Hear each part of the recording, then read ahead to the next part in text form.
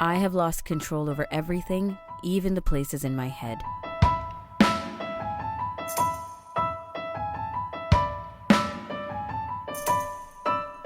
Welcome to AMI Audiobook Review, the weekly podcast where we chat all things audiobooks. I'm your host, Ramya Amudan, and today's quote of the week. Let's break it down. First of all, it's from the book called The Girl on the Train, which you may or may not be aware of. It may or may not be ringing a bell to you, but it was a huge hit, also movie adapted from 2015 by Paula Hawkins, British writer.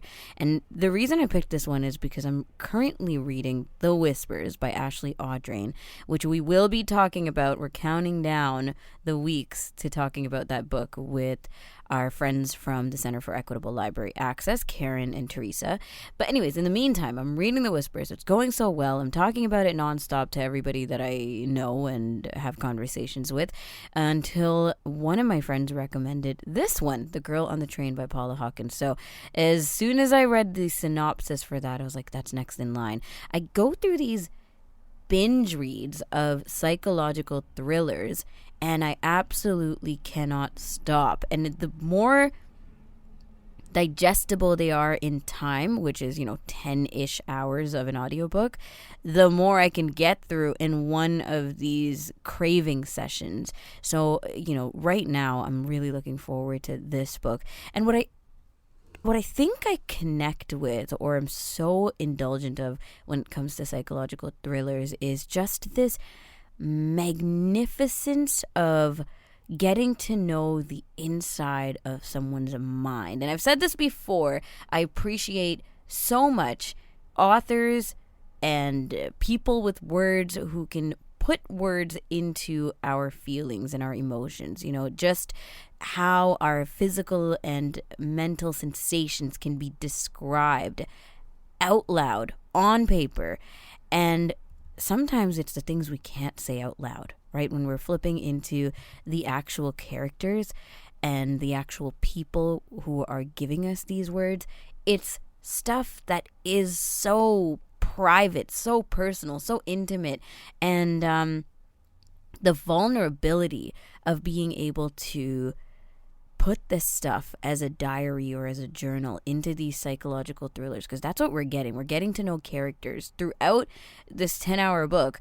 Not a terrible amount is happening plot-wise. Of course, there is stuff happening, but what we're really getting to know is how you're going through it, how you're processing this in your head, and the version of you that nobody else get to see. Not your neighbors, not your family members, not your partners, but us, the reader, gets to see that internal part of you while you hold up that external wall and version of yourself. And so I'm just so fascinated. And Paula Hawkins, I'm assuming, is going to do an amazing job with this. A lot of her fan base can say the same. And Ashley Audrain, in her second book, The Whispers, is doing a fantastic job also. Sprinting through the CELA homepage, if you go to celalibrary.ca, that's where you can find these 3 featured titles amongst an entire catalog of audiobooks and Daisy books.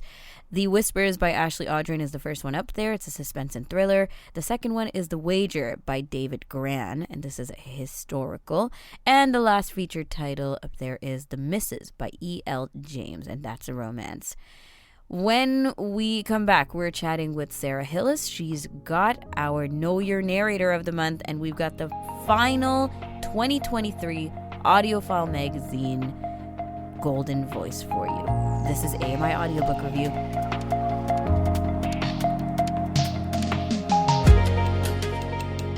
You're listening to AMI Audiobook Review, the weekly podcast where we chat all things audiobooks. And on the second episode of the month, we talk to Sara Hillis, who brings us Know Your Narrator. And this is where we highlight, feature a narrator in the world of audiobooks, and we get to know the fascinating lives of the voices that we like to listen to. and their backgrounds and their passions for narration and how they got there. So we've been going through the 2023 Audiophile Magazine Golden Voices, and we're on our final one this week. Let's listen to a sample of the voice. What a treat before we get to know who this person is. Coming back to himself, to the room, becoming present, he really looked. Beth's lips were a thin line, her eyebrows in deep grooves. Miserable despite the praise, when praise seemed so much the point of the poems they wrote. To be clapped on the back, celebrated, turned into modern saints and martyrs. Sara joins us now. Sara, who are we featuring here? And is this a familiar voice to you? Well, this is Kevin R. Free, and he's spelled like it sounds, Free. And it's not a familiar voice to me in the sense that I hadn't read a book narrated by him before now, but that was from The Late Americans by Brandon Taylor, and the audio is published by Penguin Random House Audio. Thanks to them for our permission to use that sample. Mm-hmm. And Kevin R. Free, I've just discovered it's a very good reason why he's been called a Golden Voice this year, because he's just got a great sense of timing in his narration, and he can embody characters very well, and he's a great narrator. I really do enjoy listening to him. I enjoy his voice also. It's one of the voices where he doesn't already start with like a deep baritone, and so I feel like his if he chooses to, his range can be everywhere, but his default and his neutral just comes back to that, and that I find to be pleasant to listen to as just a overall narration. Yeah, no, it's a Mm-hmm. mid-range male kind of voice, which is full of expression and yet not ridiculously. It doesn't go all over the place, but it's not monotonous either. It's kind of no. Yeah. It's just that neutral tone that I really enjoy, because with the deeper baritones, you're already typecasting them to like to play certain kinds of characters or like villains, private detectives. Yes, exactly. Yeah. Exactly. So with this one, I'm like, I love where this starts. So tell us more. How much has he actually narrated? He's narrated about 450 audiobooks in about 20 odd years. And that translates, I did some math, kind of rudimentary math. I'm going to sneeze. Okay. He's narrated about 450 audiobooks over about 20 odd years, 23 years, I guess, technically. And I got that to be about an average of 20 books a year, doing my admittedly bad math. And this is amazing because, look, this is what he does for a living. Right. He's an actor. He's a playwright. He's a director of plays. And he's an artistic director for 2 theaters. Oh, wow. So he's quite busy. Yeah, he's very, very, very busy. And luckily he has a great manager that can slot all his projects in for him, but he has to read plays, he has to read books before he narrates them. He has to do so much prep and just keep going and going and going. He's like the Energizer Bunny or something. But that's because he loves it, right? No one just accidentally falls into all this stuff. He's really built himself into this world. Oh yeah, he absolutely. When I look at his biography, I don't have Kevin was born so and so, such and such. I don't have any of that. I have this is what he does. This is what he's sort of the work. That's what he wants to show everybody is the work. Yeah. And he said that getting an audiophile Golden Voice was the thing he's wanted so much for so long, because he works really hard. He loves doing what he does. But he does work really hard, and he finds that this honor is sort of validating to him. And at the same time, it's humbling because he knows who else is on that list, like Simon Vance or Davina Porter or people like that. And he, if he's just a little bit as good as he thinks they are, then he feels he's doing okay. Right? Yeah. Maybe it's that little. Imposter syndrome kind of feel, but I mean when from the external perspective, that's just wild to me because he's doing the most in this world. Where did he get a start? Did he have theater like a lot of the others? Yeah, he basically started theater. He trained as a singer in school. Didn't give us too much detail about that, but in like high school he was training as a classical singer. But his older brother, was an actor, and he saw him in some plays and he thought, geez, I really want to do that. So he started acting as well, and just basically, launched himself as quickly as he could, kind of into all the world of Broadway and all that kind of stuff. Did a couple of Law and Order things. A lot of the New York actors seem to end up on Law and Order doing a character or two, Yeah. And just so many different plays, like lots of experimental work and workshopping and this kind of really creative stuff. In 2000, he was in a musical, and he was ill while he was doing the musical, but he had to keep doing it because the show must go on. Show must go on. And he was singing, and he damaged his voice. He got like a polyp on his vocal cords and had to have surgery. And so he had to take a vocal rest for some months, learn how to use his vocal cords again, kind of thing, after the surgery. And interestingly enough, in 99, he had actually auditioned for audiobooks in 99 to do some audiobooks. No one took him at that point. But then in 2000, he needed to have some work, but he couldn't do too much demanding stuff like theater at that point. So he auditioned again at Recorded Books in 2000, and they took him for an urban romance novel. I don't really know what urban romance means, but apparently it's a genre. It's it's the newer, it's the stuff I like reading. Okay, good. I'm Okay, assuming. Yeah, okay. And then I'm just making stuff up. Go on. Okay. I mean, romance in a city. I don't know. Yeah. Okay. So then he is a Recorded Book still hires him to do some work. But he's gotten involved with lots of other publishing. Obviously, Penguin Random House uses him for some stuff, as we see with The Late Americans. And he's narrated literary fiction like The Late Americans by Brandon Taylor, urban romance, nonfiction like The Known World by Edward P. Jones, The Last Slave Ship by Ben Raines, which is the sort of discovery or rediscovery of the Clotilda, which is the final ship that came after emancipation had happened, but the slave traders were trying to get away with it, sort of thing, to America. Yeah, so he's done a lot of different stuff, which is really cool. And he says that in audiobook narration, he feels that they see the whole person in him. They allow him to experience his whole self, and they see him as a full human, not just as a guy that looks black or a guy that looks, middle-aged, or a guy that looks whatever age he was, because in theater you have to kind of play to your looks and your body and the physicality of yourself, right? But in audiobooks, you can do whatever because you have a voice and you can make your voice be what it needs to be. And he really loved that. What a fascinating point. I feel like we've never brought this up, but it's so true.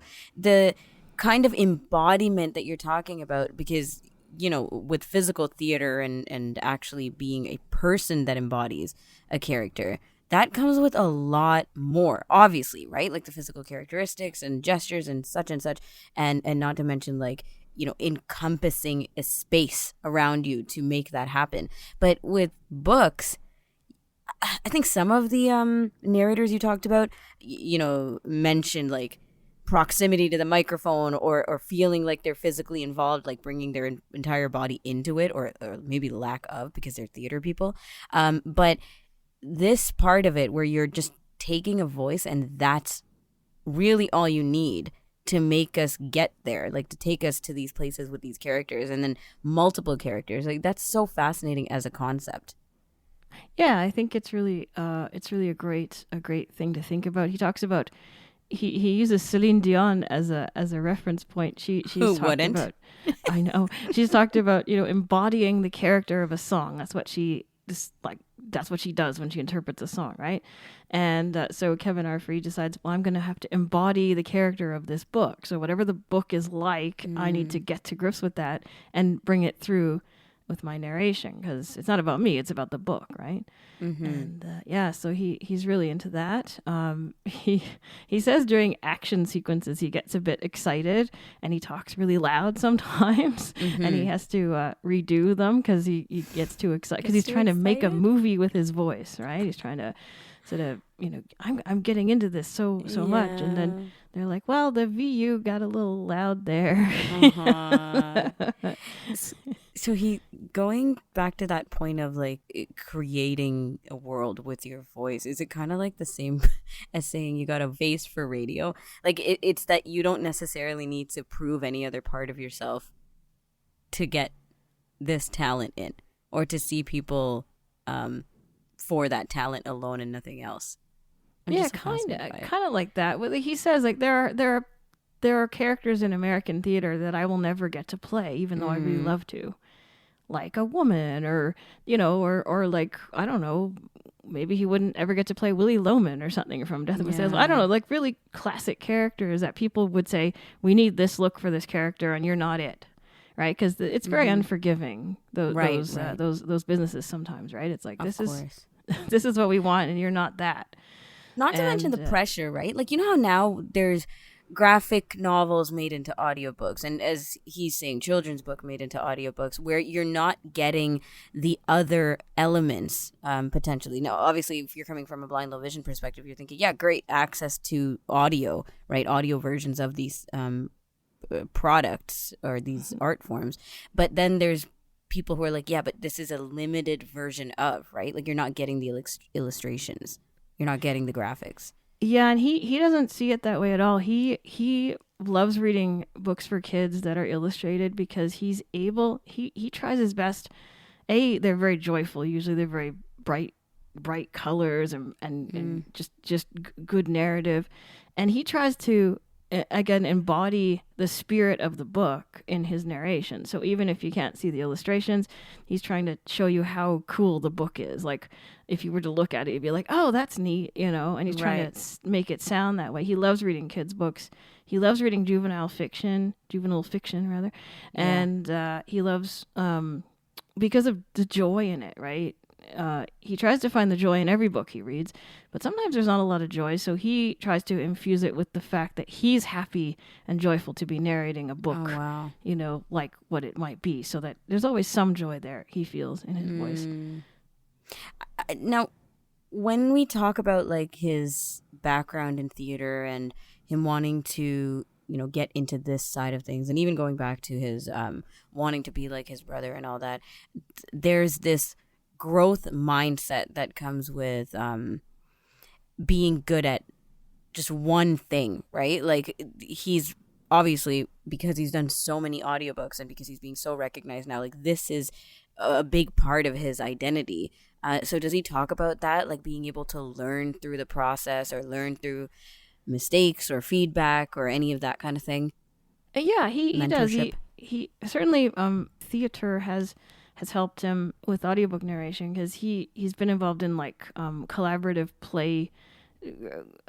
playwriting, like workshopping and stuff like that, and people get really like uptight about what they've done, like, this is how I want it to be done. And if and he sort of realized in the end that the work is the important thing and not what you think about the work, like that you did. It's everybody's work, and so because of that, he's more able to take himself out of the equation, as it were, in the audiobook narration process. It's about the book, it's about the author, it's about so that's helped him.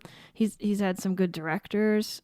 He's learned a lot from the late Catherine Kellgren, who was a great narrator. We haven't touched on her yet, but they did the Kane Chronicles by Rick Riordan together, and she sort of showed him how to be an actor that's a narrator. So you take all the physicality that you think that this character is going to use, and you don't use it yourself because you're behind a microphone and everyone's going to hear everything, but you sort of push it into your voice. It's a weird, I can't even understand how that works, but that's what he described it as. You sort of take all that physicality and then channel it through your voice in this weird way. Interesting. He talks about things like, well, this person had crazy hair. What would a person with crazy hair sound like? Yeah. He uses so many different characteristics to create his character voices. And what he tends to do is get a little cartoonish about them at first, and then the directors or himself will just learn more about the characters and kind of say, well, let's make them a little more human, a little less over the top, right? And then he comes to where he needs to be. But he starts really big because he's an actor, right? He's going to start big, and then he kind of pulls it down to audiobook register kind of thing. Yeah. To the storytelling aspect of it, which is, I mean, it's exemplary that he could even describe this process as it is, because it sounds very, very specific. And then being able to use that across the board, because he's not just reading history, he's not just reading nonfiction, he's also reading children's books, and he's also, the running a theater. Like there's so much going on. And I wonder if that's what keeps it exciting, like where you can really act through this. Does he have relationships with authors? Does he make a point of having these? He does. Yeah, some publishers actually would ask him to get with the author and discuss the book a little bit before they go doing the narration. And like he's had Martha Wells, who does the Murderbot series, not a series I know, but it's about a sort of half organic robot that is a murder bot. That it murders people basically, but it gets into these other situations where it has to learn more about itself and not be just a murder bot anymore, kind of thing. And so he narrates. So he needed her to tell him how to say some names and what kind of person the robot is. What's its pronoun. And she said, well, it's an it. It's an it. It knows it's an it. And that helped him, he said. And Brandon Taylor too, who did the Late Americans here on our sample, he talks to him a lot too about his books, because he uses crazy, interesting, I don't mean crazy, but interesting names and interesting, things and references and literary references, and he needs to know how to say them so that he doesn't sound dumb when he's reading the novel to other people, right? Who know these things, right? Yes. So yeah, he used to hang out with them on Twitter, and now that's more of an Instagram thing, I guess. But yeah, and he's certainly happy to work with directors too, and sometimes the directors can really help him, because, like in The Last Slave Ship, for example, it's dear to his heart, like that whole interest in the history of slavery and the end of it and stuff is very interesting to him, and he's passionate about it. There were parts of the book that made him really mad, and so he's reading the book, but he can't keep his emotions out, and he said, I had to redo a lot of that narration because I was going too fast. I was getting too passionate about everything. Yeah. Isn't that also something to think about, right? Like the emotions, like you can feel very carried away. You and I have talked about this, like we're listening to something and we feel so engulfed by the emotions that the narrator is bringing to us.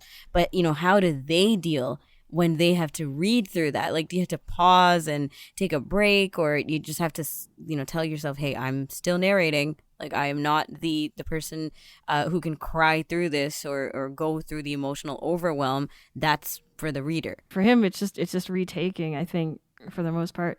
When he starts a book, he tries to listen, like he records 4 minutes of the opening, and he goes, is this what I really want to do? And then usually it is, I think, and he keeps on moving. But if it's not, he changes it. But right. So he's a listener. He likes to listen to what he's doing as he goes. And it's kind of like not necessarily a difference in process, but just the way that people internalize, I guess, because sometimes you just want to lay it out there and hope that the art comes out right. It's like writing a stream of consciousness kind of thing, right? Like where you're just doing what it is and seeing how it turns out, like that first take of recording vocals on a track or something. But then after you listen back, now you're nitpicking. Now you're prepping for a second draft. And there's, I think, pros and cons that come with each. Because when that first take of something, that's like probably the most organic you'll get. And then after that, you're just tweaking and tweaking as you go. Oh my God, amazing. Okay, so before we wrap, anything else you want to say about like how he chooses books or what he enjoys presently about being an audiobook narrator or where he's at? He just tries to fit this in wherever he can. This is the thing. Like, he's got so much work to do, and he'll take a couple weeks between theater gigs and narrate like 2 books in those couple weeks, kind of thing. He just shoves them, so he's not going to stop. Like, he's still going to do tons and tons of books every year, Right. in the middle of all his schedules, and he loves doing it. He just loves it so much. He loves that he got a Golden Voice thing. He doesn't think it's like one of those Lifetime Achievement Award things or anything. He thinks it's just thank you for recognizing me. Yeah. And yeah. That's lovely. Well, this was a really great conversation. I feel like we really got to know Kevin because he's just put so much of himself out there as behind the scenes. Sarah, thank you for researching. Yeah, no problem. All right, we were featuring on this month's Know Your Narrator, Kevin R. Free, Free, as one of the 2023 Audiophile Magazine Golden Voices. And that's a wrap for this week's episode of AMI Audiobook Review. I'm your host, Ramya Amadin. Technical producer for this show is Nasreen Abdelmajid. We were with our Know Your Narrator contributor, Sara Hillis. And until next week, happy audiobook listening.